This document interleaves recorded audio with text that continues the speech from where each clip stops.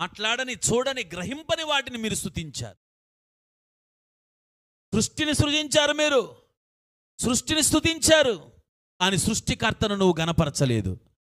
నీ యొక్క జీవితం, నీ మార్గాలు, నీ ప్రాణం ఎవరి చేతిలో ఉందో, ఈ రాత్రి వాక్యాన్ని వింటున్నటువంటి ప్రియా దేవుని బిడ్డలారా, ఈ వాక్యము దేవుడు నీతో మాట్లాడుతున్నాడు. నీ ప్రాణము, నీ మార్గాలు ఏ దేవుని వశమునున్నవో ఆయన నువ్వు గణపరుస్తున్నావా? ఆయన నువ్వు మహింపరుస్తున్నావా?